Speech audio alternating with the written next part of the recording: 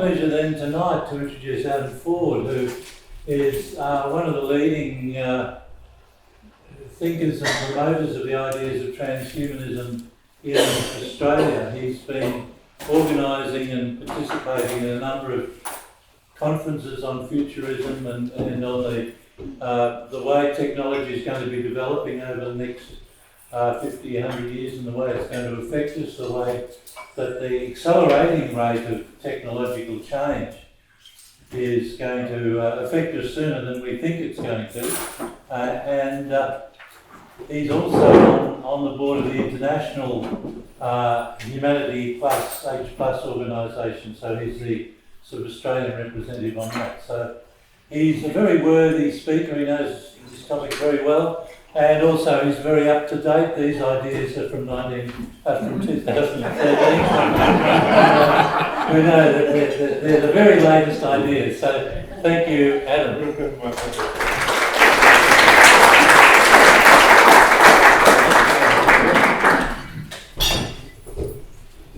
Just before you start, if anybody is walking around here, please be aware of all the wires. Yeah, there's a wire coming from that table to this table to plug in the projector to the laptops. Hopefully that doesn't go wrong. Okay, so welcome everybody. Thanks for attending. It's good to see such a large crowd in such a small room. It's a critical mass. That's great. So, look, I'm going to be talking about transhumanism, which is really just about overcoming some of the human limitations that we have, but with a focus on science and technology, really, to do this. Okay, so let me start by asking some questions. What's the cause of the Fukushima disaster? The cause. Okay.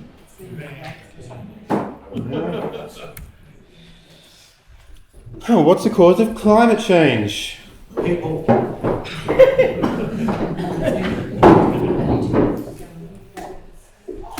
What's the cause of starvation? Lack of food? People. Human. Look, we've got some smart people in here. So yes, as you can guess, the next slide is humans. I mean, surely there's a lot more to it than just one cause, but look, we've been sort of playing with technology, and a lot of the outcomes of the technology, the industrial technology that we use today, has caused, I guess, a destabilisation in inequality. There has been some repercussions in the environment, and we could have done better, or humanity could have done better at avoiding things like the Fukushima disaster. But is it miracles? Or maybe it is miracles, okay? So who's heard of Hume, the philosopher? He spoke about miracles, and he said miracles are highly unlikely because of exceptions to previously exceptionless regularities. So that's why they're highly unlikely, because there's a regularity in physics that we understand to work. We expect no new phenomena to break these laws. But does this mean that we should never expect anything new? Okay? So look, there's been multitudes of engineering feats over the last century and beyond. We have achieved for the first time feats of engineering made possible by trial and error, aided by refined models of how the universe works, refined models of physics, refined models of how reality works, okay? But it wasn't miracles. So does an expectation of advanced technology require a belief in miracles? Because although these technologies have never existed, does it require that we believe in miracles to think that they may exist? I'd say no. But this is all about making up your own mind. But before, I'd just like to cover what I'm going to cover. Okay, so I'm going to be talking about advanced technology that's possible in this material universe. An impetus that drives us to want to advance.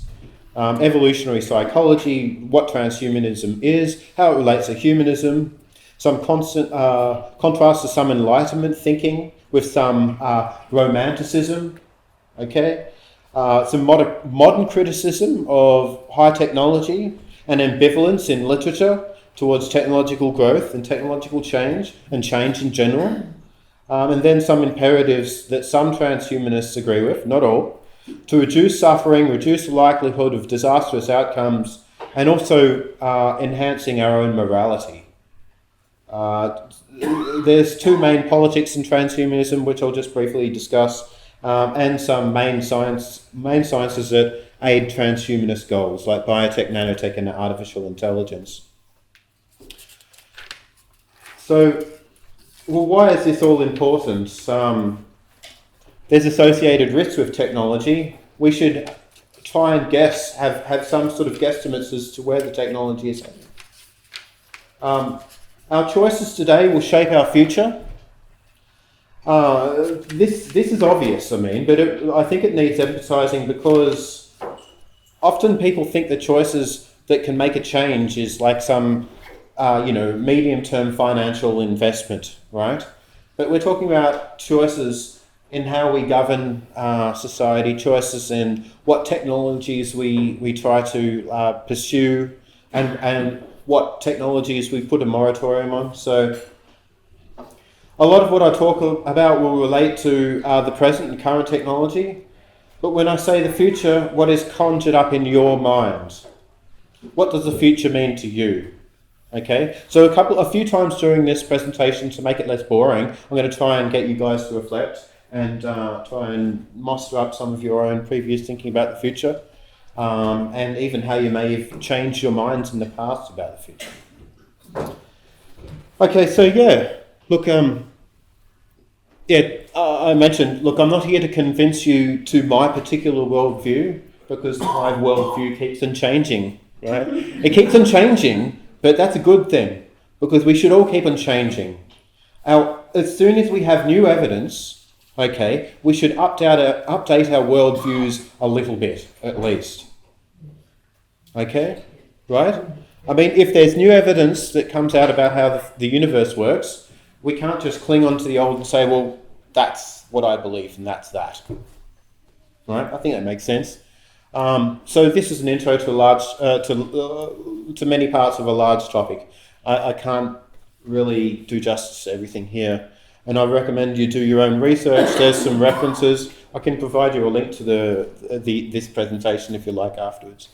So you can apply your own tools of skepticism to sort of nut out what you think is right and wrong. But I do emphasise the word think, because I think everybody needs to think deeply about where we're heading in the future. Okay,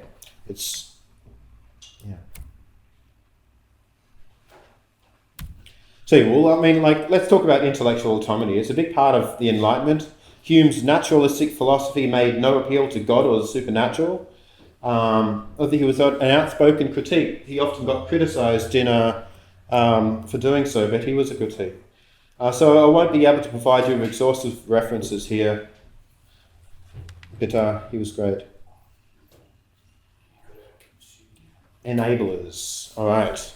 So we're talking about Moore's law. I kind of accidentally went to this slide before, but I assume most people here have heard of Moore's law.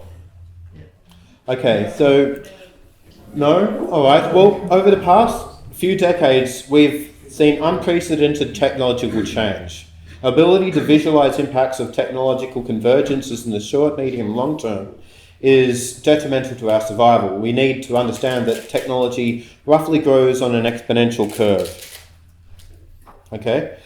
It is counterintuitive to believe that exponentials start slow and smooth and then suddenly pick up very quickly. We don't have much precedence for this sort of thing happening in one lifetime in our ancestral environment. I'll be trying to reference our ancestral environment, the environment in which our minds, or the morphology of our brains and the structure of our minds evolved, because that has a big that's a big player in how we actually think. Okay, so well, it seems like we're currently in a knee growth of a big curve at the moment. We've seen unprecedented technological feats in the last century. At some stage, things could go sigmoidal. They won't necessarily always go up forever. Technological growth in general may actually peter out. So all these things are really important to think about. Though our brains evolved to understand things in linear term, and there hasn't been much precedent for exponential technological change. We should think about it anyway. We should have that in the back of our mind when we think about the future, especially with regard to science and technology. So computers used to fit into half a building, okay? And people used to think that the way to get computers bigger and more sophisticated was actually to grow them, to make them as big as buildings. Nowadays we've got like computers like the ones we carry around in our pockets, and these aren't the smallest computers by all means, but they're pretty small compared to the ones we used to spend heaps of money trying to maintain, and that weren't all that reliable. We've got one of them in the Melbourne Museum called Cyro, and that's only about 60 years old. Or even less. So that's a pretty ancient computer by, I guess, the timeline of computers. But the oldest computers actually used to be people. Did you know that? The first computers used to be, people who used to project the movement of cannonballs through the air. And then there were secretaries who are considered computers. So Ray Kurzweil has a great track record for predicting technological change, such an example that you can take 30 strides. If you took these 30 strides linearly, you'd only be 30 steps away. But if each stride was twice the length as the previous, you'd be 1 billion strides away, or a very long way. I forget what it is. Yeah, I think it's 1 billion, close to 1 billion, right? So you'd not be at 30, but you'd be 1 billion. And this is the power of exponential change. And this is what we've been seeing with the amount of transistors we can fit onto one CPU, roughly translating into the speed of CPUs. But there's been other things like Kreider's law for hard disk drive space, and that's been growing even faster than exponential change. So that's interesting. It's clear that technology is a key driver to our innovation. We use technology now to help scaffold our innovation.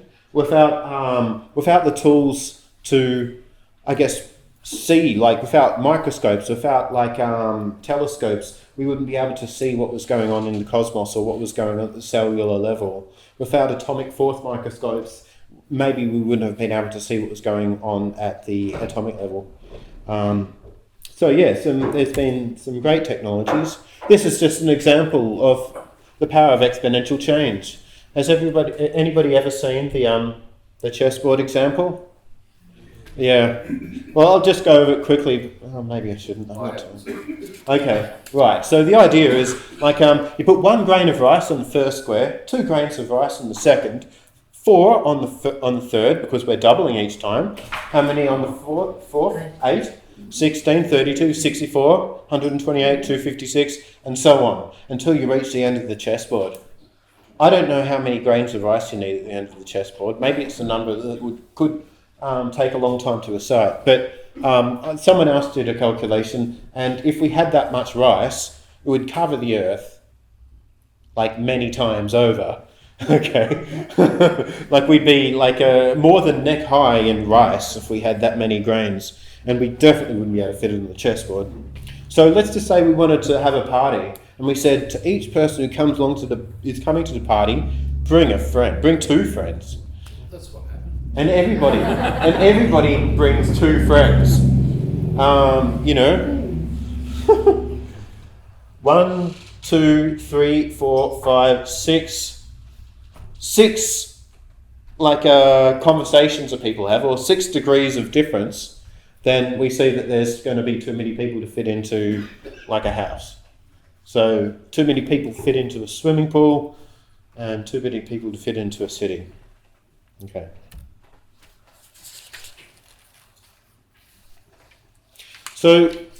So we can see that this is just an example of Moore's law, Kreider's law I mentioned before.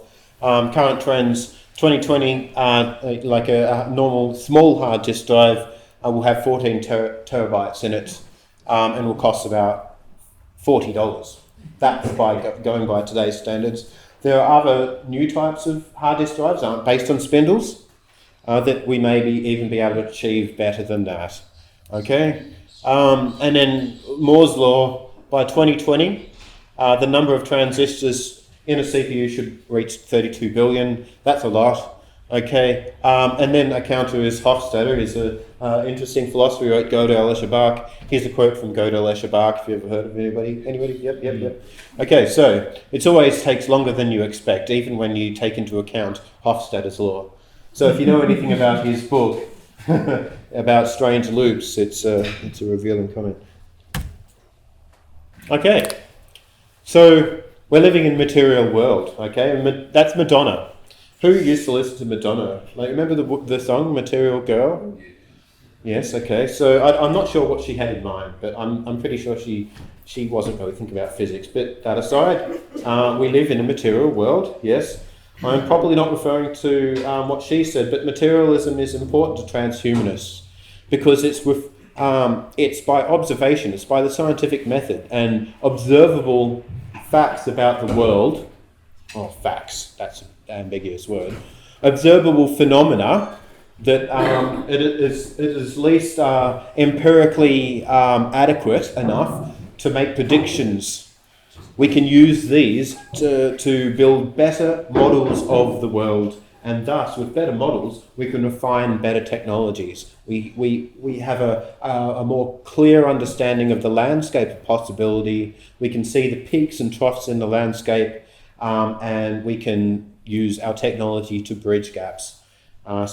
Which is quite different from the way natural selection does things.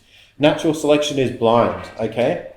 It doesn't make predictions, it just does. It just does what it does. It randomly mutates. And any random mutation which is adaptive, which has some usefulness in the environment, will be selected for through sexual selection, okay? So we're talking about adaptations in the ancestral environment, and this plays into the way we're made up. There was no person who engineered us to think perfectly. We're lucky that we have a frontal lobe so we can think rationally about things. If we didn't, I doubt we'd be having this conversation here today, okay? We probably wouldn't be living in rooms with built roofs and walls. We may have had weapons, but who knows? Okay, so what about mysteries in the environment? What about like stuff we just don't know about? I mean, is that intrinsically patentable? Okay, is there things about the universe which we just cannot know? Are these mysteries actual mysteries in the universe and not just mysteries in our head? So if we are ignorant about a phenomenon in the universe, then that's a fact about our state of mind, not a fact about the landscape, the real reality, the universe out there.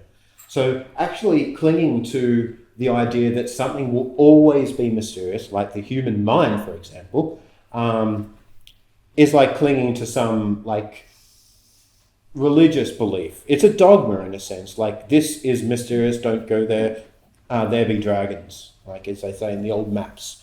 The mysterious parts of the world where you're not supposed to travel. So mystery is a fact of the mind. It's not a fact about the universe. So let's not reinforce our ignorance.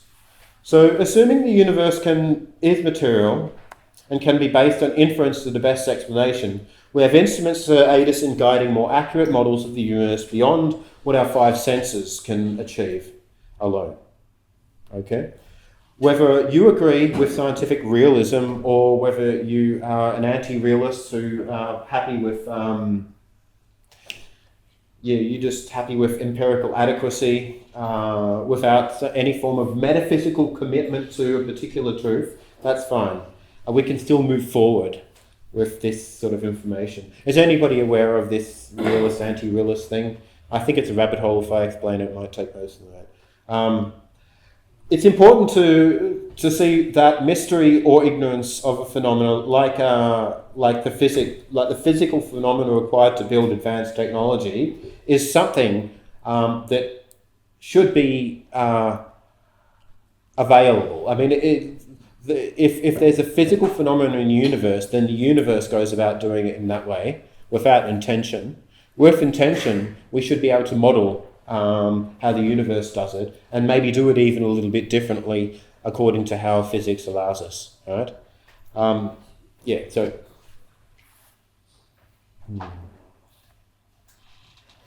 Okay, so there's a couple of theories of mind, because intelligence is a big factor. We should consider how we think. Transhumanists are very interested in how the human mind, or how intelligence works, because one of the crowning achievements of transhumanism is either augmenting our own intelligence or advanced artificial intelligence. So, for the purpose of this talk, I'm assuming that I'm assuming that the theory of mind is compatible with either reductive physicalism or some form of materialism. I'm a patternist. I believe that everything exists really as just a pattern. Okay, if anything is patternable, then it should be modelable. And so, yeah, at the very least, panpsychism. I'm not really a panpsychist myself, although I'm interested in arguments to that effect. So keep an open mind, especially in regards to consciousness, of whether we can create artificial intelligence that experience some form of phenomenal experience, has some sort of aboutness to its model of the world, instead of just a series of like lines of code that are just like executing a series of instructions without any form of intentionality.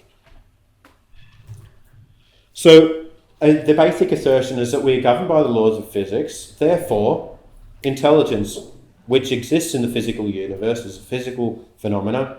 Therefore, understanding human intelligence is a problem of understanding the physical properties of intelligence. Therefore, inasmuch as we are smart enough, we can understand the physical properties of intelligence. Therefore, if we are smart enough to understand the physical properties of intelligence, we can understand the mechanism and patterns of intelligence. Therefore, if we can understand this, we should be able to build an intelligence or engineer an intelligence.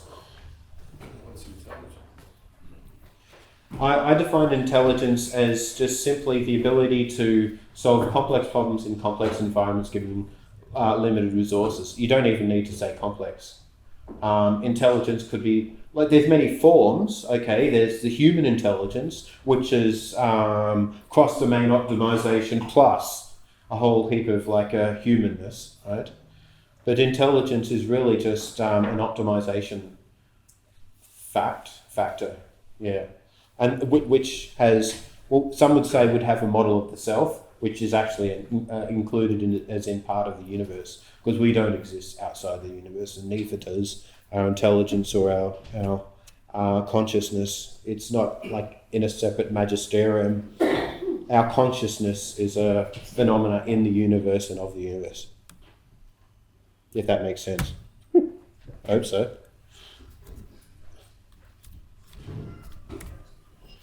Okay. So yeah, assuming physics. A theory of mind, I've spoken about that. Okay.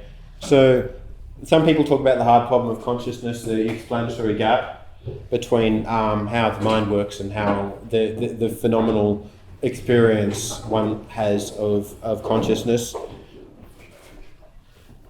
And I've spoken about reductive physicalism. We're talking about impetus now. Now, why do we want to change? What is it? We have an urge to go beyond our limitations. We have for a very long time. This is perhaps what lifted us out of our ancestral environment. Just having a big brain and being able to, solve problems within our own natural environment, given our claws or our teeth, isn't enough. We built tools, we built language, we built stories, and we developed early technologies and then developed other technologies scaffolded on these technologies, and so on and so on. And here we are standing in a room full of people powered by electricity, and we probably found about this event on the internet.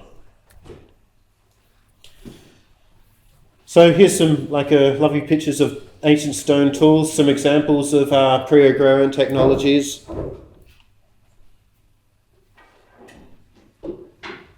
So yes, I'd like to say impetus, but I don't mean the sum of our instincts. So I think there's something about our frontal lobe which makes us reason about things beyond just our instinctual reactions, our knee-jerk reactions to situations, okay, that contributes to our impetus or our goal setting, our will, our want of change.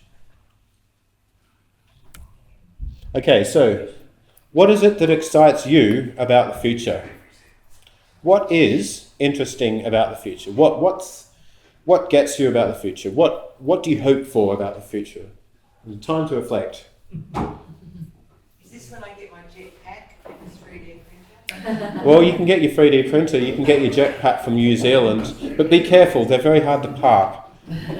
And you don't want to stall while you're in mid-flight either. They're still out of my price range. It'd be a really good way to cull the population if everybody had a jetpack. Yeah, so I think it's a common question. But now, what frightens you? What are you scared of? People. Tony Abbott. Tony Abbott. I think what I'm frightened of is a reference you made earlier, which was probably we would have developed weapons even if nothing else had happened. And I'm wondering, how your people view the use of technology into more powerful, terrifying weapons. Because Yeah, that's a big question. And look, I don't want to give the impression that transhumanists are Pollyannaists and are really just interested in march forward at any cost. Yes, of course. Some of the early transhumanists went on to found some of the leading world research institutions on existence risk, or basically making sure we don't go extinct. There's one at Oxford, the Future of Humanity Institute. There's at Cambridge. I'll be talking about this later. Well, there is an organisation called Human Extinction Society who advocate human extinction. Yeah. So, let's not sort of. That's not. I don't think that might be an interesting topic, but I don't think they're transhumanists.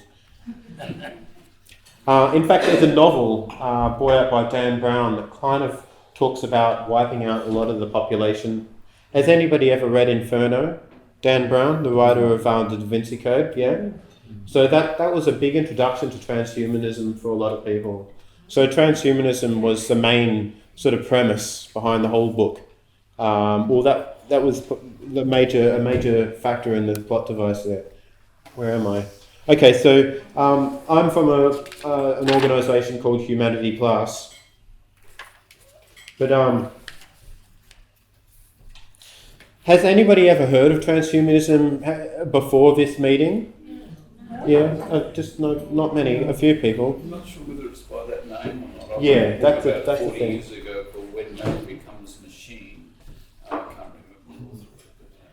Yeah, there are popular science fiction books which used advancing technology as a plot device, but that's an interesting premise to look at, especially if it's hard science fiction. It's not the same as actually looking at the real world and seeing what's possible, but some would claim that transhumanists aren't actually looking at the real world. I think we're going to overcome ageing. You're going to overcome reproduction as well, or we're just going to explode the population? Well, that's with any technology, I think there's always a give and take. There's never been any trade-offs. There's always been a trade-off with introduction of new technology. The idea is to make the trade-off worth it. Okay, let's just say we do overcome aging, but that's not the only technology which develops. We also get the technology to derive energy and consumables from minimal amounts of matter. Okay. Or we also get the ability to go into space or go orbital, right? It's very hard to imagine we'll get one technology and one technology alone in the future and that's it, right? And we'll have to like deal with all the same problems that we have today. Like it's like saying, okay, well, all of a sudden we'll get like people living for like 1,000 years, but it takes 1,000 years to get to 1,000-year-old, right? And it means that there's going to be other technological advances which we hope will help mitigate the human footprint on the global environment here, but also help us move into space and help, I guess, a more evenly distributed distribution of technologies, of enhancement technologies. So, okay, so transhumanist declaration. Look, there's a few key factors here. It's profoundly affected by science and technology in the future. Not the transhumanist declaration. We are profoundly affected by science and technology.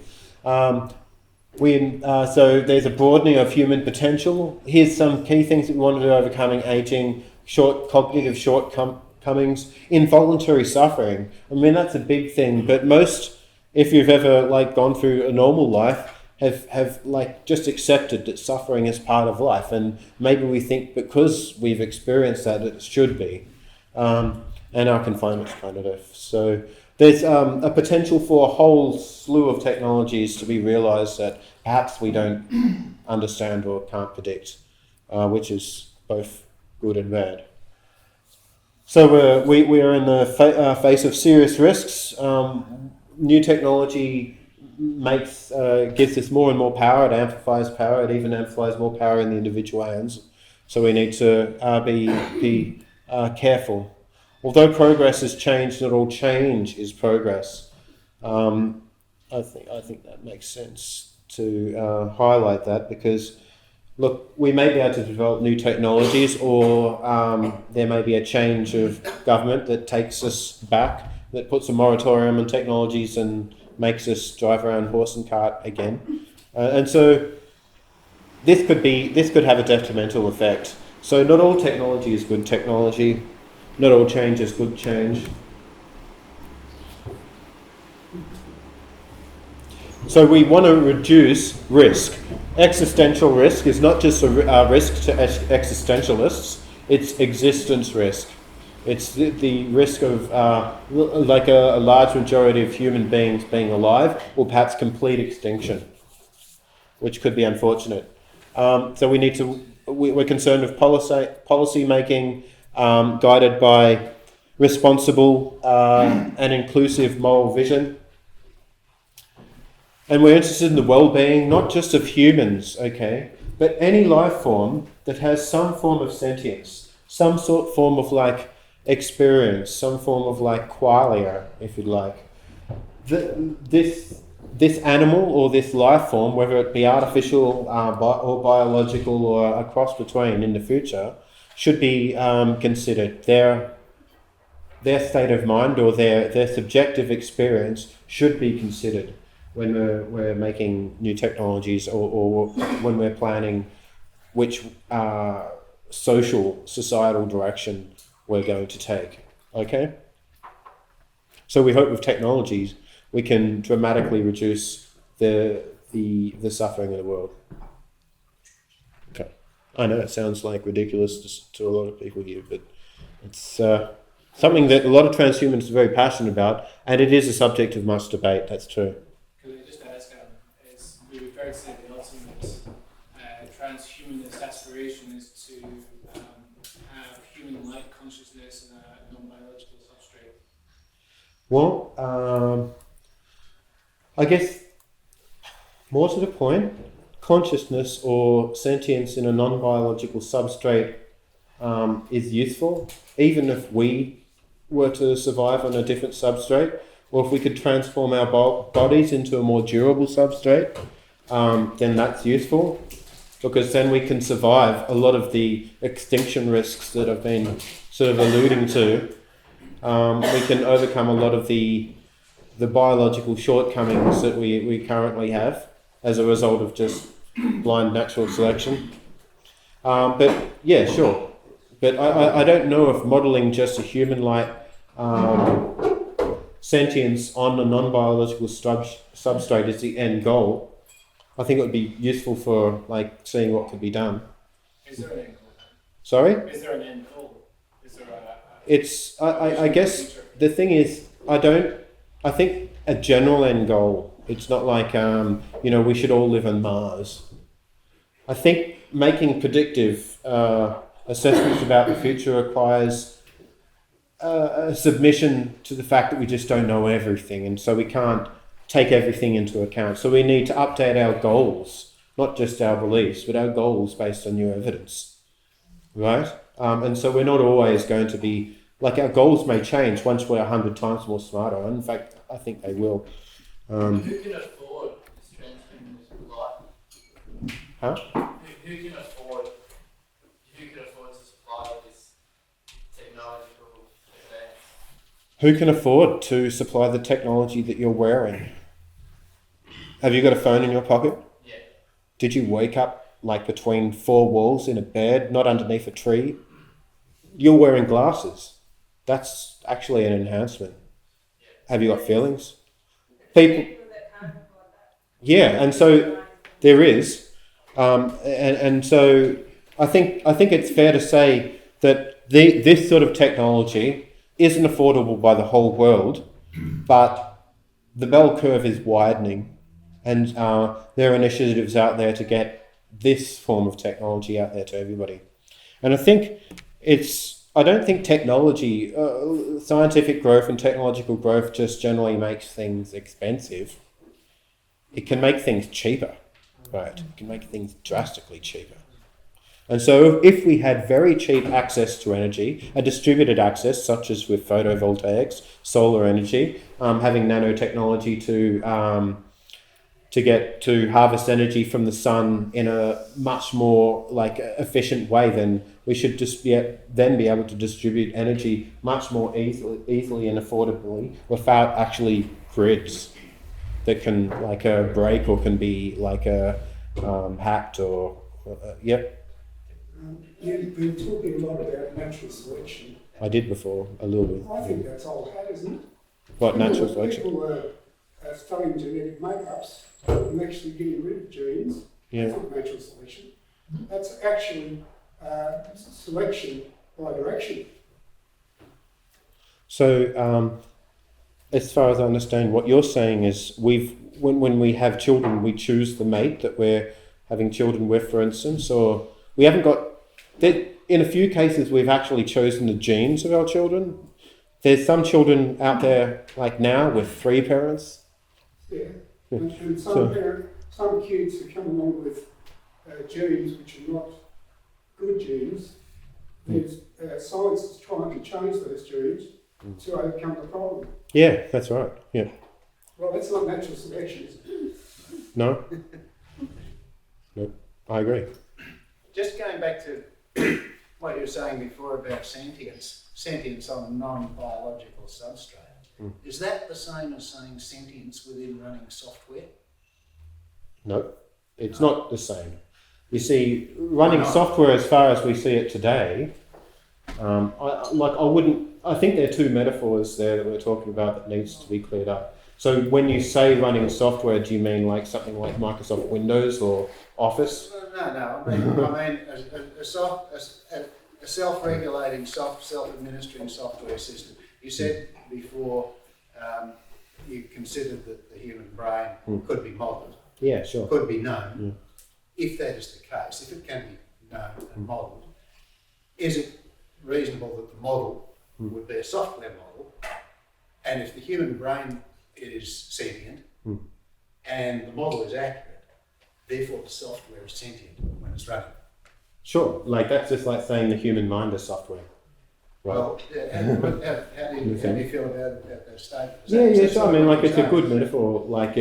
If we're not really trying to simplify the human mind or sentience down to something as simple as the common forms of software that we see today. No, I don't think you'd get it in a Windows box. But Can I just ask what's wrong with death?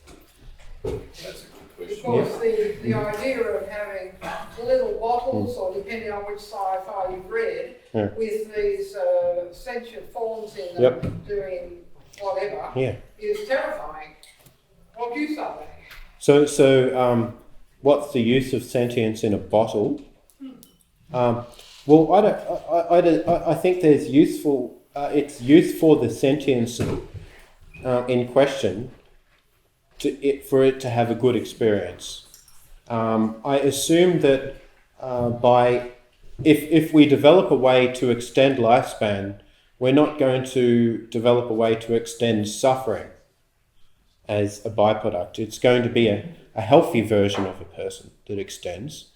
It's going to be more of like a rejuvenative human being. Like the things that go wrong with us don't just get worse and worse, but we never die. It's more that we maintain, a healthy regulation of bodily functions, I'd say. And I can't imagine why we want to maintain a life or see value in maintaining a life for long periods of time that is on average having a bad time. So in a sense, death is useful if there's only suffering ahead, right? If you could say that there's a very high degree of probability of the world getting better, or like one's experience getting better, then to my value, I'd think that it'd be worth staying alive if you had that choice. Currently, we don't. Okay. The question is, Yep. just to go back a few sentences, Yeah.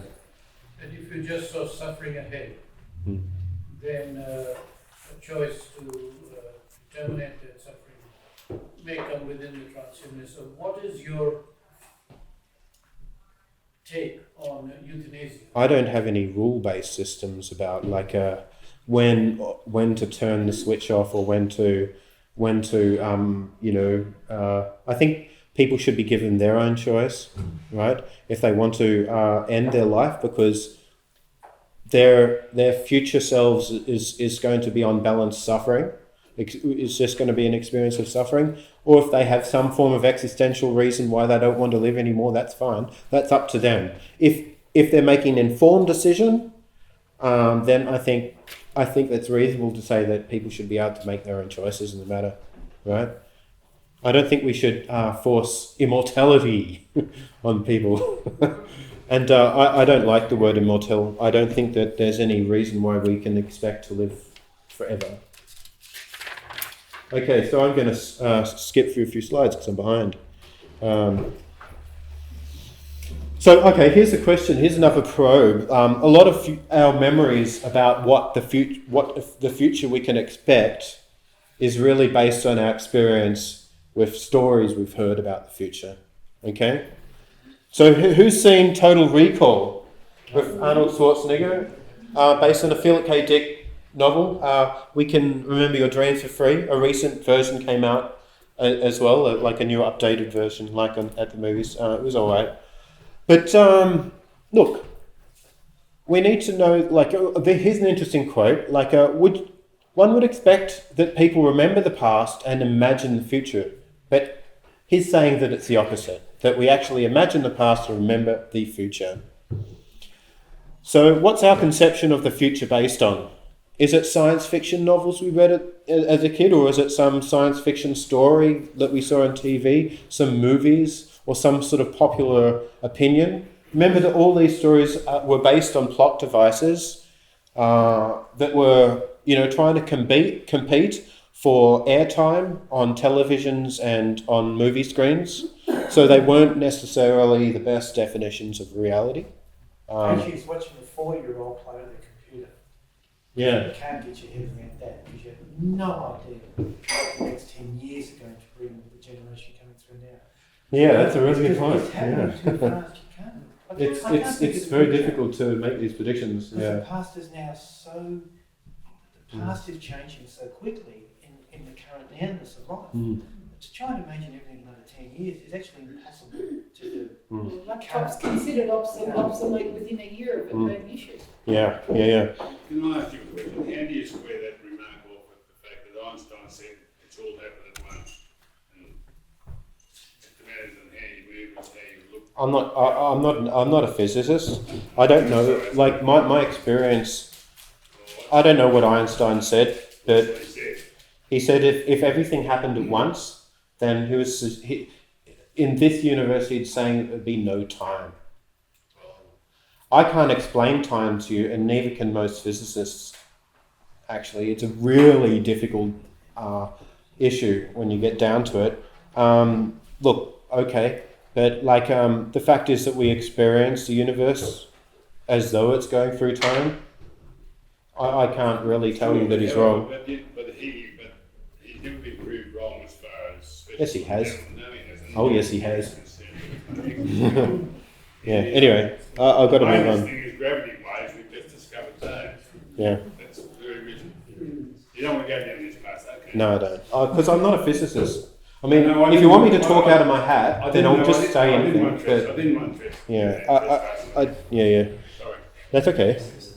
But I'm not trying to tell you how things are. I understand. But like, yeah, I'm just trying to give you food for thought. Okay, so look, there's some Enlightenment figures that I'd like to cover as well. So the father of humanism, anybody heard of Giovanni Maradona or Mirandola? Yeah, so he was like one of the first people to really promote this humanistic idea. So transhumanist has its roots in humanism. And although I haven't got time to read the quote, I think I've only got like 15 minutes left. Okay, so Immanuel Kant was another big influence on transhumanism. So it's about leaving our self-centered immaturity. Immaturity is the incapacity to use one's intelligence without the guidance of another. So it's saying think for yourself and try and reason how the universe works. Although there's so much information out there, it's unreasonable for one person to have all the details to have a perfect opinion on everything. So we have to really depend on each other to an extent as well. Yeah, Rousseau. Okay, well, Rousseau is interesting because he was a romanticist. He spoke about some of the bad things about change and societal reform. He spoke about some of the bad things about technology. A couple of quotes. He said, while the government and its laws see to the safety and well-being of men assembled, the scientists, letters and arts, less despotic and perhaps even more powerful, spread garlands of flowers over the iron chains to which they are laden. Throttle in them the sentiment that original freedom for which they seemed born, make them love their slavery, and fashion them into what is called civilized peoples. Okay, so he's saying that the alternative here, in his writing, he says, the alternative and the desirable one is to go back to living how we used to, before we stumbled on technology. He has a romanticized version of nature. He thinks that would make us more happy. That's debatable. A lot of the reasons why we survived in nature was because we were pushed to the brink. Often we were constantly starving and surviving on a few kilojoules every day to make us through to the next day and find the next water hole, or find the next fruit tree, find the next zebra. So it wasn't exactly, a Bambi-style Garden of Eden like our ancestral environment. It was savage. I like the idea of running into the forest and sort of giving up everything I've all these commitments, all these physical things that tie me down like a ball and chain. I could just give it up all and then just go run into into nature and just burn everything, burn all my belongings, and then I'd escape all these things, these commitments, all these physical belongings, and this commitment to this lifestyle in the modern world. But then I'd probably quickly find as night approached, I'd probably be watched by hungry predators, and I'd be sort of staving off flesh-eating insects and trying to brush away territorial spiders and things. It's not be arrested by the park rangers. but that too. And then I'd find myself in back into civilization again. Yeah. Never mind. Cold water. Yeah. I don't mind a bit of cold water, but Yeah. I mean, the idealized, romanticized version of nature that often we appeal to isn't actually reality of what it's really like to live in nature. It's quite scary. I've done a lot of camping and I've got a lot of insect bites. I like camping every now and again. It's good to go back, but like in measure, I don't think I could live there. So we've had some modern criticism based on like Leon Cass, for instance, is a bio-Luddite who speaks about the wisdom of repugnance. If we find disgust in something, then it should be wrong, okay? He thought that people licking ice creams in public was disgusting. So therefore we shouldn't do that. No ice creams in public, thank you very much. Okay, so this yuck factor, this heuristics of fear, that really just comes back to a biological system that is sometimes useful in the ancestral environment to make sure we didn't get poisoned or whatnot, we didn't eat the wrong fruit or we didn't eat rotten meat, was probably useful, like for our ancestors and our ancestors' ancestors who didn't really think a lot about what they were doing, just like, acting on instinct a lot of the time. So this yuck factor is an evolutionary mechanism that keeps us safe in an ancestral environment. So, but like we shouldn't really use this yuck factor as a be-all and end-all of moral guidance, not at all. So some technologies may elicit a yuck factor. Has anybody here been into surgery? Like recently, anybody had an invasive surgical procedure, like a bypass? Yeah, something like that. Now, thinking about it, who'd want to have their chest ripped open and have some other people go in there with like tools and mess around with stuff and have like springs put in our veins to make sure they keep open? Like, I mean, it's not a nice thing to think about, but when you look at the alternative is that you have a heart attack or something goes wrong, seriously wrong, a lot of people opt to take the surgery, right? But the surgery is getting a lot less painful. We didn't always have sedatives and anesthetics to keep us sort of unconscious or make us not feel pain. One of the things he's talking about there is gender reassignment. Yep. Well, I find it repugnant that he should find that repugnant. Do you think that's a worthy response? I think gender reassignment is something that should be within the ambit of a person's personal choice. Personally, I agree with you. And if somebody feels repugnant feelings because of that, it's because my feeling is they have got deep-rooted insecurities and can't face change. Wait a second. Insecurities come from value-based systems of how we interpret the world should work, okay? That's right. And it's very tribal. Now, there's many cultures with different value systems that try and tell everybody, our culture is the best because, this is obviously how the world should work.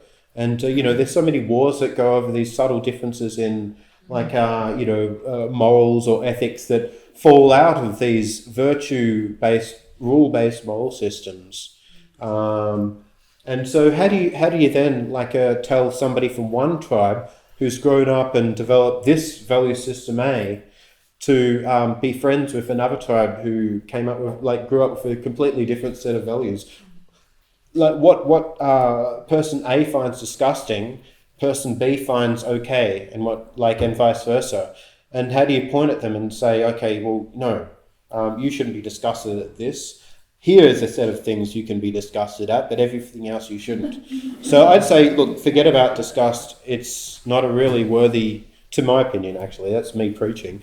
It's not really a worthy tool for trying to govern what's right and wrong. I think we should be taking maybe a more sort of systems utilitarian, I'm a bit of a utilitarist, approach to working out what the right thing to value is, and it's a learning thing. It's yeah. Does it mean we need a bigger frontal lobe? It'd be nice. I mean, if we did have a bigger frontal lobe, part of what makes us moral is our ability, more moral than like perhaps, you know, an animal that can't think the way we do, is our frontal lobe. It's not our instinct. It's not just our instinct, it's our frontal lobe. It's our ability to reason. Now, we have a feeling of empathy and feelings of love, but on the other hand, love can mean like an inclusive sort of arrangement between two people or a small group at the exclusion of people outside the group. And so people who are committed to a certain circle will cold shoulder people from outside the circle. And this is a symptom of like inclusive empathy. I don't think we have a biological a biological correlate to exclusive. So exclusive empathy, like an empathy that is empathy for everybody in the world. I mean, it's more of an abstract. That's why we need a big brain so that we can. Well, I'm agreeing with you, but Nobody wants to give birth to bigger frontal lobes. That's true. That's a really good point. And the fact is, That mean that it will only be a frontal lobe that is born. And the computer I think there's will provide the body. maybe, but I think that's just a biological limitation.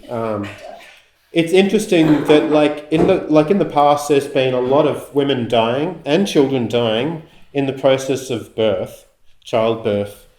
But even though there was at some stages 40% of children and women dying as a process of giving birth, still for some reason the frontal lobe was selected for. Bigger brains was still selected for, despite the fact that it would kill a lot of the offspring. And remember, the offspring takes 9 months in the womb to gestate and mature before it gets born. It's not a trivial thing. So it's interesting that evolution stumbled on intelligence like ours and unintelligently just selected for it, which is quite interesting. So look, ambivalence in literature. So we've heard of Prometheus who stole fire from the gods. Prometheus is an interesting character. So he stole fire from the gods. And so Prometheus suffers, but mankind ended up getting fire. So it's not really an exact analogy.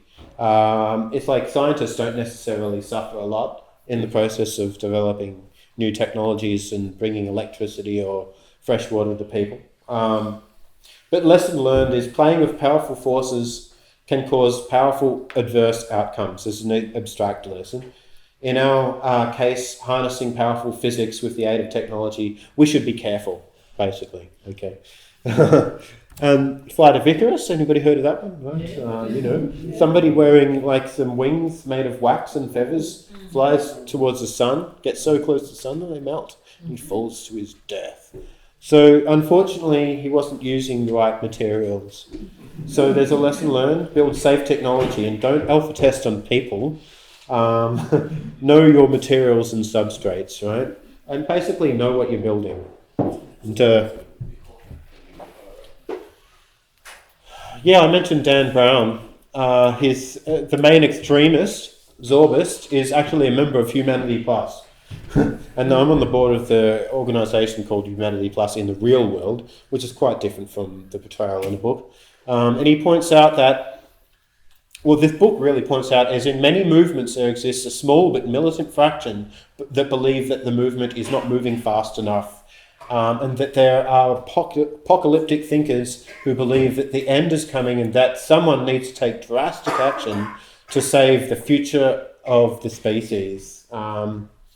And so, look, there probably are a few militant transhumanists out there who take things to the extreme, and want to impose technologies, want to a rapid sort of technological growth. Maybe they want to live forever or something, and want to do anything in order to get there, and that may cause issues.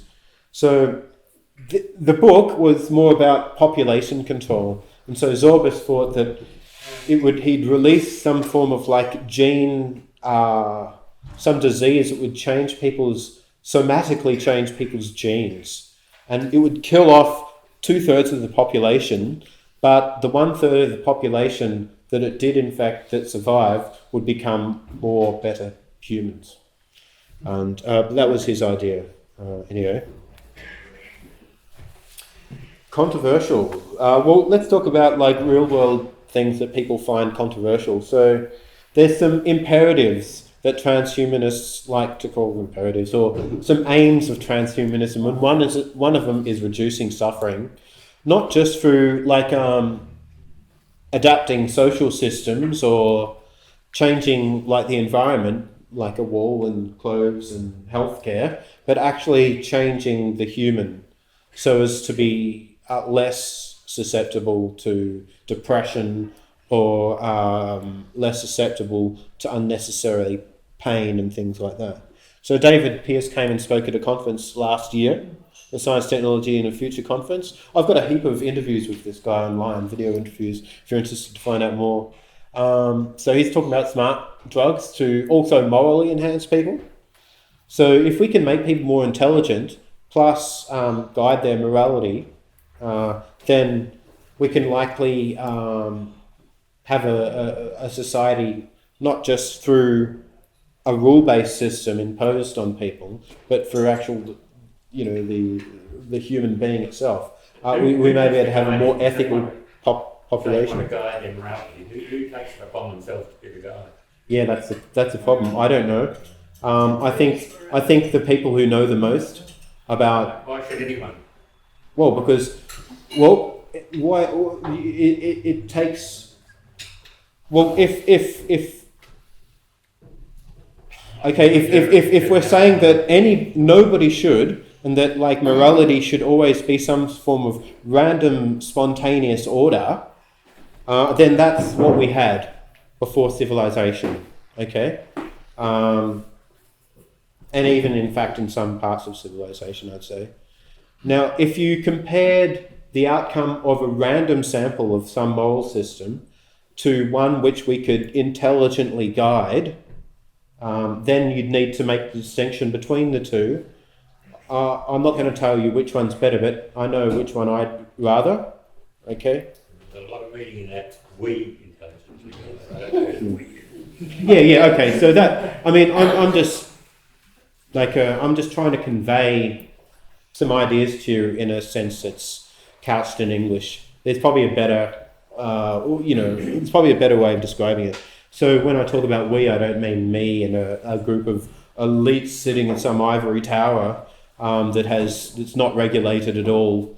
There are people like Peter Singer, who I look up to, and ethicists out there who have studied, like done a lot of study into what morality is and what's ethical.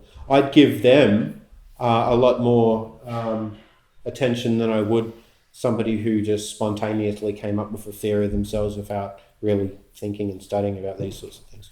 Well, I just jump in and say you being a computer person, that the whole of the internet is distributed. There's no intelligence running it. It has organised itself virtually. We've helped it along, but I think that's the same as we can do ordinarily amongst us all overall. Without having anyone in charge of anything. Yeah.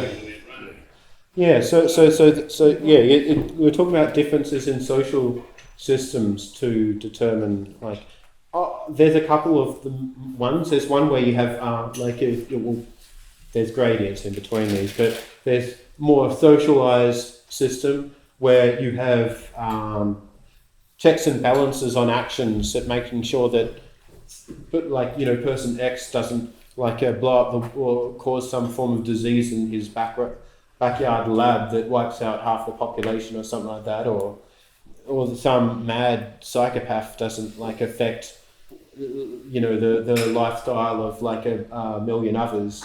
So there's some form of regulatory thing, and then there's the idea that things spontaneously emerge, and then just see what happens. Well, that's done in by the route. Maybe, yeah. So David Pearce he's been working on a project, the hedonistic imperative. It's more philosophy around where we should focus our attention on technologies, and he thinks the most ethical thing to do is to reduce suffering. So he's saying that we should focus on technologies, like for instance in vitro meat, so that we don't need to rely on factory farming animals in order to feed such a large population of people.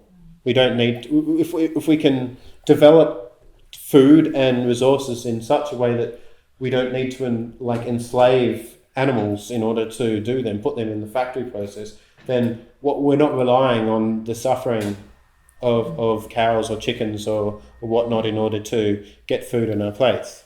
So I mean, it sounds like science fiction, but Bill Gates is throwing a heap of money at research and development into in vitro meat. Not only may it reduce suffering, but it may actually increase the efficiency of food production. Okay, and also have less of an imprint into the environment, a footprint. So, but why do we want to mitigate pain? What's the use? Actually, I saw this conversation on the forum. I thought I might just put it up here. Because it's painful. I mean, who likes pain for the sake of pain? Yeah, but then is it really suffering? Right? Is it really pain? If somebody wants to get spanked, okay, and they like it, then that's their form of bliss. But pain is useful. Why is it useful?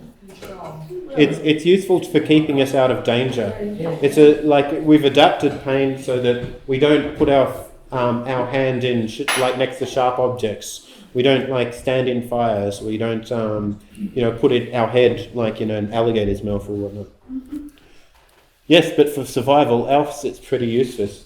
So we live in a different world than we used to in our ancestral environment. So the way that we survive doesn't require the same pain registers in order for us to function in this world. But pain is a warning sign of danger. Unfortunately, I can't get rid of this. If technology could be used to provide a method that's just effective, or even more so, without the suffering, then power to it. Well, if we have the technology that's functional analog of pain without us feeling the experience of pain, then yes. I could just focus on just this one small part of transhumanism, but I think there's a whole lot more. Moral enhancement, I mentioned that before. Julian Savulescu, who is an Australian actually, has been writing quite a bit about this idea. It's controversial. But if we can morally enhance ourselves as individuals, then we may be able to make better decisions on how to move into the future. Are we ethically fit for the future? Are we moral enough to sort of wield the power we do of technology that we have now? Right? Okay. Probably some are and some aren't, but one of the problems we have in democracy is that most of our leaders are there because they're psychopaths or sociopaths. This has always been the problem, though. When we only had swords, we weren't moral enough to control ourselves with those. Yeah. So I mean, who says how are we going to stay moral we're if still we here, but the technology's advanced. That's true. So look, we have biomedical and technological means of moral enhancement today. Some people are a lot more moral after they take certain attention drugs, who may have some form of ADHD or maybe suffering from some form of schizophrenia. They act more morally in society if they're medicated on balance. Okay, there are some side effects, and that's one of the things that I hope with technology we can overcome. But what about traditional moral enhancers like moral education and social reform? Is that enough? I mean, I'd say that these are very useful, but to say that these are useful isn't enough to exclude moral enhancement. Okay, I think that it's worth focusing on moral enhancement as one of the pathways to make us more moral, as well as trying to refine social systems and have moral education. By the way, I think there's a course in Coursera called Practical Ethics by Peter Singer. He's giving it, it's free, and you can just log in and do it.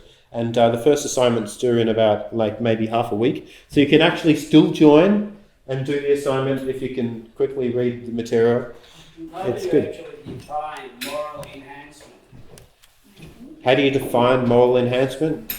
Well, I could talk about what's moral, but I don't want to talk about rules about what makes something moral and, you know, what is moral, what isn't moral. Something that just allows us to think clearly about the factors involved in making a decision. We're very bad at numbers. We don't calculate very well in our head. We're more interested in one person who's got a problem right next to us than a million people starving overseas who we can't see with our own eyes. Okay, so if morality is defined as just only helping people who are physically next to you, like the Good Samaritan walking down looking down the road and helping some injured person, then okay. But if morality actually means helping anybody in the world who needs it, regardless of your physical proximity, then yeah, that needs to be taken into account as well.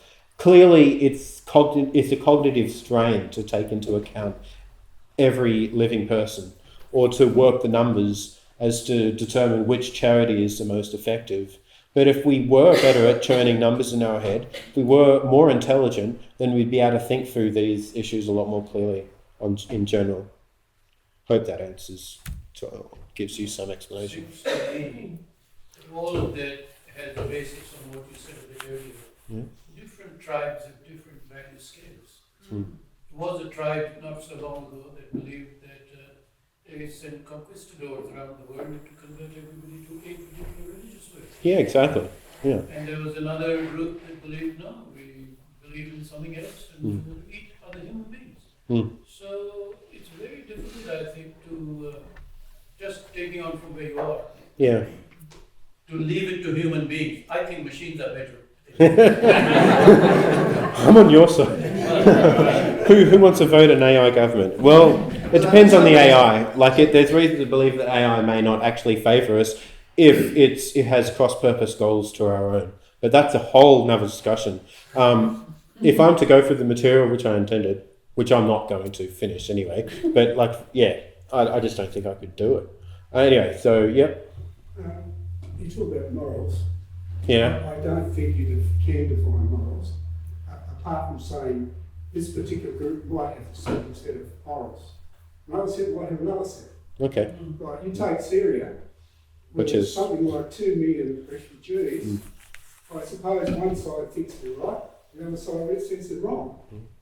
So there's no absolute moral. So you're a moral relativist. No, I've got my own morals. Okay. But they could be different from yours. Sure. Or everybody else in this room. Yeah. But there's no absolute moral. Okay. But what if what's the stuff you put in the water to help you think? Fluoride. What if you had a drug that you could put in the water like fluoride that just made everybody very benevolent? Yes. It wouldn't matter what specific rules there are, just everybody felt empathetic towards other people and benevolent towards them. Is there a good reason for not doing that? Because somebody's putting the drug into the water. They can put something else in the water. The good reason there is if everybody felt benevolent towards everybody else, progress would stop. Progress depends on competitiveness. I don't know that competitiveness depends on nastiness. And I know some examples where that's one way of achieving progress, but it's like saying that only the most immoral places in the world achieve progress. And I just can't really agree with that. Yeah. Well, taken to the extreme. If there is somebody if we're equanimity towards all, but if somebody then is evil or has an ambition, and you don't curb him, you're not doing it. You're killing the stepladder effect. You're killing the scaffolding effect. If you're equal everywhere. I still don't see how evil equals the wanting the impetus to progress. Because somebody evil will propagate somebody good. I just don't see the logic. You have to have a minus and a plus. Well, You don't have a minus and a plus. Yeah, well, that's my choice. okay, all right. Can I move on? So existential risks. What are they about? Like we don't want to. I think a lot of people would be adverse to like an extinction event. So there's some organisations that primarily came from the transhumanist crowd that organise these. So the Future of Humanity Institute, founded by the co-founder of Humanity Plus, Nick Bostrom. This Centre for Existential Risks, funded by a lot of the community within the artificial intelligence explosion singularity crowd and transhumanism as well. Okay, so the politics of transhumanism, I went over that. So we've got democratic transhumanism on one hand and then libertarian transhumanism on the other. There's actually a lot of overlap between these people and how they think about how society should operate. It's definitely worth having a look at this link. If I had time, I'd go there, but unfortunately I don't. What time is it? I think I've gone over time. Yeah, okay. So, I'm just going to flick through the rest of the slides. We know that Craig Venter was credited for creating life in the lab, right? He inserted a synthetic genome that was based on the pattern of an existing genome into a cell shell, and it booted up and was alive, according to our definition of life. Okay, so are we playing God is what some people think we're doing, but I don't know, it's just one of those things. Hacking the genetic code is playing God, then God should have created a more secure password. That's like saying the biology is not complex enough for us humans to not being able to comprehend. It's a bit cheeky. So Freeman Dyson said that a new generation of artists would write genomes as fluently as Blake and Byron wrote verses. Famous economists. Biotech. In Melbourne, we're in the hub of biotech in the Southern Hemisphere. I think we have the biggest critical mass of biotech firms in the whole Southern Hemisphere of the world. So that's something to be proud of. Peter Doherty came and spoke at the conference last year. He was awesome. I got an interview with him. I haven't edited yet. Came and spoke here last year. Yeah, he's really good. Pandemics. So this is one thing that we need to be aware of. Peter Doherty speaks about this. We hope that with modern technology and technological advancements, we can either develop vaccines to help us mitigate against this, or augment ourselves to be less prone to pandemics. Maybe a bit of both. So biotechnology has got a lot of directions. Some of you may have seen the spider goat article out there. They mix the genome of the spider and a goat, and it doesn't actually look like a spider and a goat mixed together. But the goat does have milk that has fibers in it, like a spider web fiber, and they're using that for bulletproof vests. It's very strong. It's very hard to milk spiders. They've tried, but they're too aggressive and they're too small.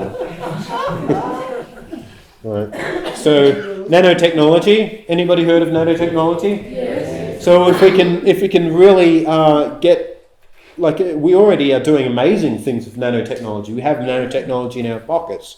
This has got most electronics have got nanotechnology in it. It's got a lot of applications today. In the future, the far future, we may be able to create things like atomically precise manufacturing, making materials so hard that we can, they may be 30 times stronger than steel, right? So graphene is an interesting one. With one sheet of graphene fiber, which is basically graphite, carbon, if we can develop that cheaply enough, we already can develop it. It's an expensive process. If we can have economies of scale and we can ramp up production, then it'll get really cheap. if we can do that, then a lot of these devices will be a lot lighter and a lot stronger, and maybe even more flexible, very flexible. And so maybe a replacement for materials like that we build cars with, like metal and things. We may even be able to have the substance strong enough to winch probes into space, instead of launching rockets into space using chemical fuels, which are quite expensive. We already have MIMS, which will go into your arm and early warnings of cancer. Yeah. Which are available in Australia. Yeah. Everywhere. Yeah. Well, that's what I was talking about. This whole access to technology, if it's mitigated by the market, like the socialists would say, then only the rich can have access to these sorts of things. And so if you can afford the technology, then you get it. I think that's been useful so far, and at least it drives progress. Micro electromechanical system. Yeah. The little chips you can plug in, and different ones for cancer, they can check that. And before you even contract the main disease, you know that you've got it or not. Come back to the previous one. Another application to nanotechnology is photovoltaics. Another conference speaker last year was Scott Watkins. I interviewed him too, and he's been able to develop photovoltaics that's both flexible and printable, really darn cheap. They can print 10 meters or a meter a second, right? Which silicon-based wafers that we put in our roofs today, they're very expensive to make. The setup cost of a factory is millions. The setup cost of this printing device that he's got is $250,000, and it's only beginning. So there's a lot of headroom with this technology. We're going to move on regardless of the government. Sorry? We're going to move on regardless of the government. Well, yeah. Well, Thyro is funded by the government. Yeah, just to let you know. Nanotechnology, so atomically precise manufacturing in the long term is a pretty exciting thing. We could have molecular assemblers that could roam around and turn things like sand into substrate, sand into bricks, or sand into electronics, or maybe even sand into food. Okay, so longevity. So which is more fun? So people often think of it as a pill to enlarge your immortality. Immortality is I think a poetic word to describe long life. I don't think it's mathematically possible for people to live for eternity. Can you stand at the end of eternity and then say, "Hey, I've lived for immortality"? No, you can't. You can't. And for people who are born earlier than you, they've had a longer immortality than you if you end up living for a long time. So it's a bit of a ridiculous concept. But longevity isn't. It's there's a lot of moonshots for longevity now, a lot of research. Google have turned around and started funding this sort of thing. They've got their own organisation called Calico. I'll just skip through some of that. So modern projects. Calico. Can Google solve death? This was last year that they started this. We've got the Regenerative Medicine Institute at Monash University in Australia as well, right? So breakthrough prizes in science, focusing on research in curing disease and aging. These guys are funding it. So that's Yuri Milner, a famous Russian billionaire, Sergey Brin, Mark Zuckerberg. So Orby de Grey has got the Sense Foundation. He's been researching a more a more repair mechanism approach to rejuvenative approach to anti-aging. So when I say anti-aging, it's just about keeping people healthy at a certain level of health. It doesn't matter how old you are. A certain level of health, such that you're maintaining that sort of level. Yeah. So you can get run over by a truck and you'll die healthy. You'll still get run over by a truck; they'll still kill you, right? Okay. So, but recently, we had Craig Venter before in the slides. He's heading up a new institute called the Human Longevity Institute, This guy is very famous. He's very well known for his science, and he's probably one of the most well-known scientists in the world right now for doing what he did with creating life in the lab. He's now doing this longevity stuff.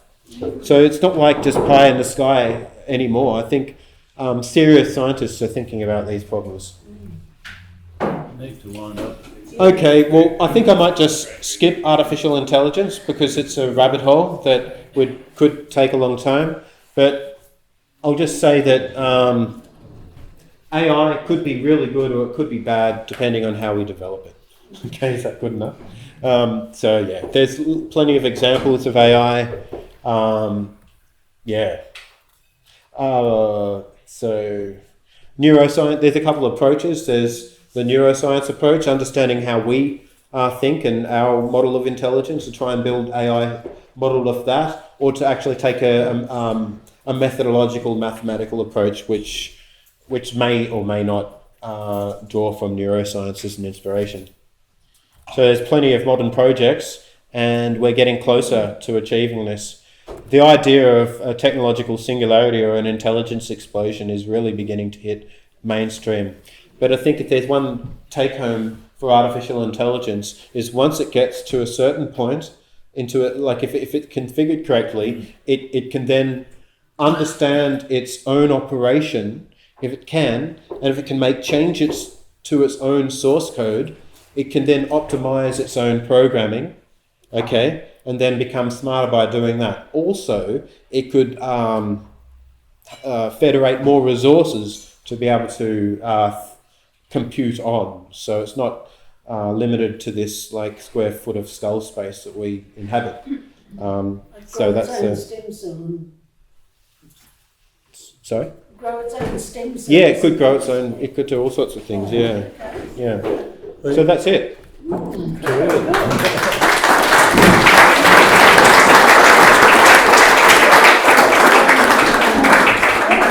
Okay, well, we always finish up at 9 o'clock because some people have got trains to catch and so on. So, are you happy to talk to people for a few minutes? Sure, I'm happy to answer any questions or talk to people. Yep. Just before, I don't mean, we've got to say thank you first, and I meant sort of individually rather than as a group, because I think we're going to finish up now.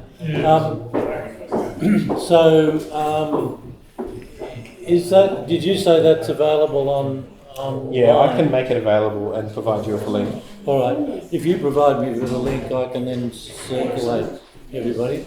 Yeah. Okay. Well, I think we sort of had a bit of discussion as we went along. So, but Adam will be around for a few minutes longer if anybody wants to raise specific issues on it. But we'll call the formal business to an end. So we'll just end up by thanking him very much for his presentation.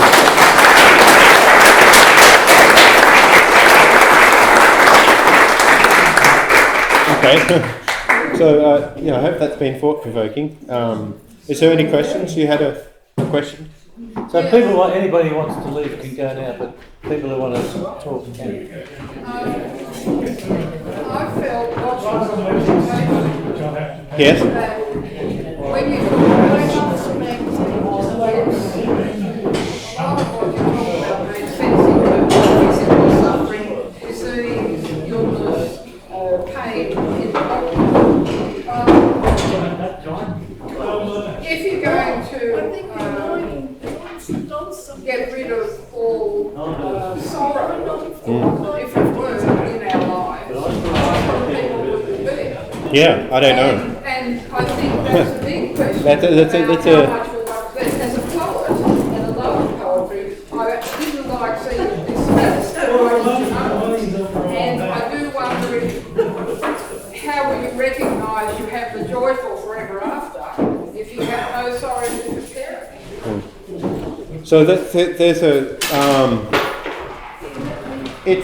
it's not that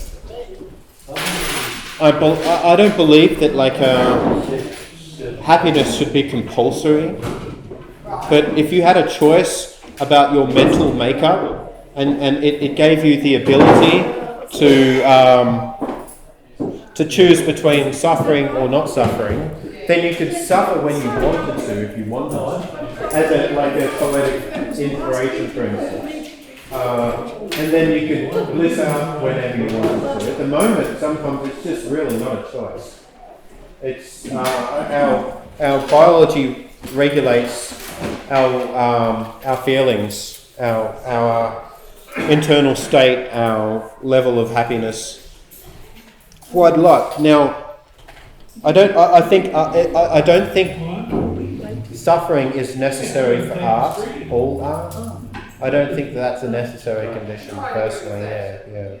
But it's like if I were to say, okay, well then people in society should suffer so they can create the art that we enjoy, then isn't that just like putting people in a coliseum and watching them sort of suffer there just for our enjoyment as well? Well, I wasn't only meaning poetry in that sense. I suppose that, for want of a different wording in this group, there's a spiritual side which I feel most humans have a little regard on, and I think it's the spiritual side, if you like, that I'm concerned about. Yeah. And as feeling sorrow or overcoming it or coping with that one of the aspects of our life is one of the things that I think Yeah. There's a couple of responses that David would give. One of them is if you take certain forms of spiritualism that we know, people have people are Christians or they're Buddhists or Islamists. I know, but I'm just saying this is one way to answer the question. Is that okay? Yeah. Okay. Well, I don't know what your experience of spiritualism is, or feeling spiritual is, but it's a pretty hard to define concept. So I'm just trying to make it easy to answer. But so in the text of Islam and Bible, God is supposed to be willing and omnipotent and just. I don't think that God would be like an angry God who just want people to suffer all the time. If God can think up ways that we can suffer less, if He can give us brains to do that, then why should we not use that capacity? So and then the Buddhist example is I have another question. You showed a series of cartoons there, laughing. Sorry? There were two cartoons, the laughing guy. Yeah, they're memes. Yeah, common and memes. I was just wondering, the non-laughing chap looked very much like an ex-prime minister of Australia who said life is not meant to be easy. Yeah. Was it, with the eyebrows? Was it really? No, it wasn't. Really meant to be John Howard? No. Yeah. Yeah, so Nietzsche also said whatever doesn't kill us makes us stronger. But it's kind of implying that we should go out there and seek suffering in order to become better people. But I don't think it follows that suffering is the only path to becoming a better person. People actually can achieve amazing things in their life by being happy, by taking happy paths in life, So yeah, I found it very fascinating. These are just things. Yeah. Oh yeah. Have to come back and give us the last part. Really, I should have just focused on one aspect of transhumanism if I really wanted to do each part justice. But I thought I might just skim over a whole lot of it. So it gave you an overview. But you just went to that. Yeah. Well, it's really important, I think, to think about these things so that we can make more informed and educated, wise decisions about these sorts of things. Because if suddenly technological advances allow for certain technologies to come on the scene really quickly, and we don't have any precedence of thinking about the technologies and its social impacts or personal impacts, then it's quite likely that we'll have a knee-jerk reaction to the technologies which might not be beneficial, right? Yes. Yep. if you've got a very A very what? yeah. Yeah. And our problem today, certainly in a lot of trouble, is people worry about the demography of old age.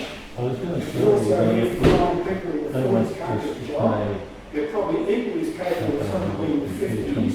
Yeah. In Yes. the 30s. Yeah, I understand. They can't get a job. So, the other thing which I find difficult with your talk is the fact you talk about us, whereas there's a whole lot of we, but there's a whole lot of different we's. If you go to South Africa, why not raise the standard of medical care in South Africa so that they get 10 years behind their longevity?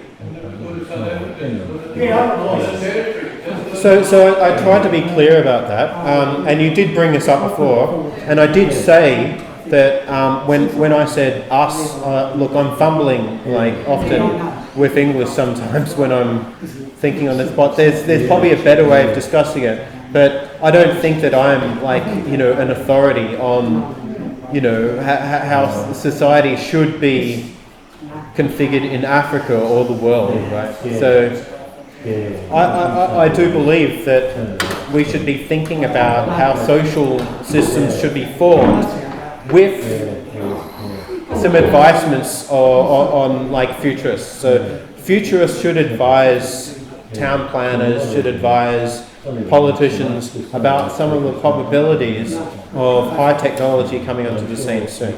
Now, some of this high technology will make access to technology cheaper and easier. Okay? Access to it, because they've got the money or resources or whatever to do it, or they have to war or whatever.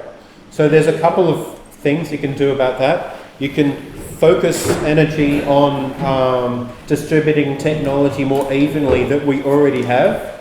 After all, what's his name? Like an author said, we already live in the future, it's just not equally distributed, right? I'd say yet. If we had more advanced technologies, that would include distributive technologies of distribution, then that would help solve this problem.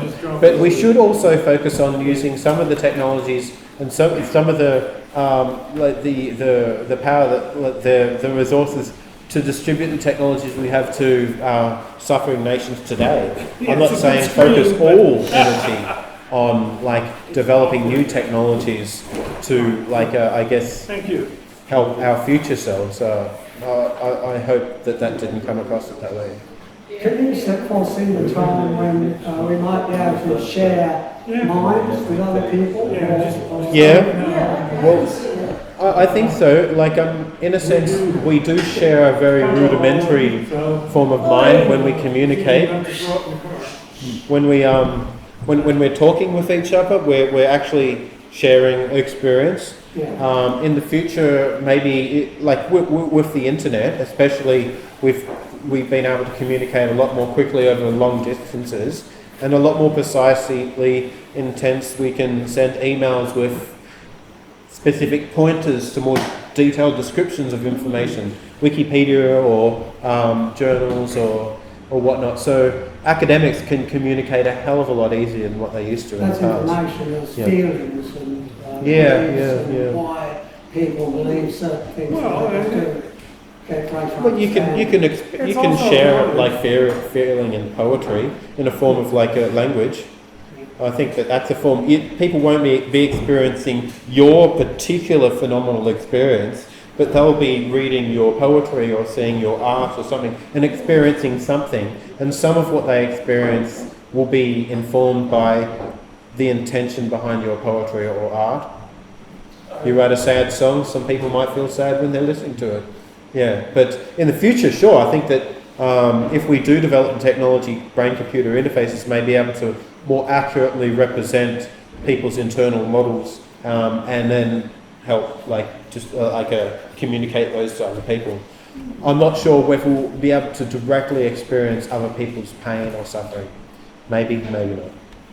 Yeah. Changing the subject, is Lance Armstrong a transhumanist? I don't know. Because he's using artificial means to enhance his performance. And Oh, you mean like, is this the doping guy? yeah. Yeah. So Julian Savulescu's spoken about Lance Armstrong. I don't have a problem. I mean, if people can use drugs to make them more fit, okay, maybe side effects, if all else is being equal, then why not? So his main mistake was not making the drugs generally available. Sure. Well, I don't know, because some drugs have negative side effects too, right? Yeah. And it could cause, like, you know, if drugs are available in sport to, you know, the completely unregulated use of drugs is available in sport. I'm not sure how it would play out. Maybe there'd be an arms race, who can take the most drugs to sprint the fastest, and then people would be dying left, right and centre because of side effects, heart attacks and all sorts of They'd things. be dying with a gold medal. Yeah, well, maybe if they could die at the end of the race without actually getting the medal. They may have won, but, you know, yeah, that's... Falling over the line. Yeah. A question, it's really common. Yep. I've just come back after just over 3 weeks in India. Oh yes, how was that? And I got to tell you, this thing in India is in the hands of the poorest of the poor. Yeah, it's amazing. There's millions of them. Yeah. You know, 1.2 billion population, so 500,000. I'd say Access to the sum of human knowledge.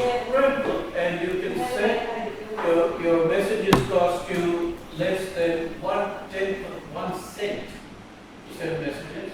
Phone calls are nothing, 50%, and everybody uses it. Yeah. And so 2 cents, and you've got people asking for the chauffeurs to come up to bring their car up, ordering vegetables from the hawkers Yeah. in the streets, you know, who's to shout, Sabzi wala. No, he doesn't, he just goes, text message, how's That's amazing. That's a great story. And he gets it there, they relay it all around, and Yeah. buy from them. It's incredible. So here is a real example. Complaining would be much cheaper because all the call centres are much closer. One of the things that the Turkish government did Yeah. was to put solar panels on every home Wow. and a dish and Yeah. a television dish. So their walls and their roofs are barely there, but they've got that technology because they make it that's cheap and they give it to the people. So they're listening. They're becoming more intelligent, of course, because they're learning more. Yeah. So this is right. I mean, the more it is, the cheaper it is. That's exactly right. It's an amazing story. Yeah. Well, I think that would be a massive step in the right direction. I don't think access to technology is just the only thing that we should worry about. I think we should have regulated access to some technologies.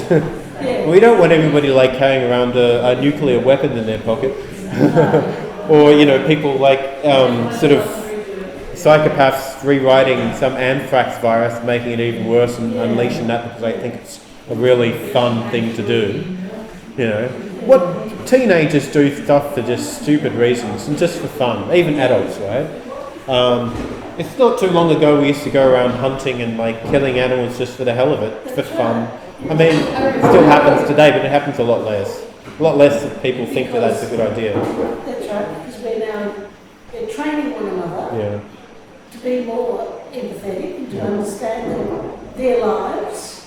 Yeah. They're not, because once upon a time we used to think that animals didn't have, there's no reason, like we could do what we liked. Yeah.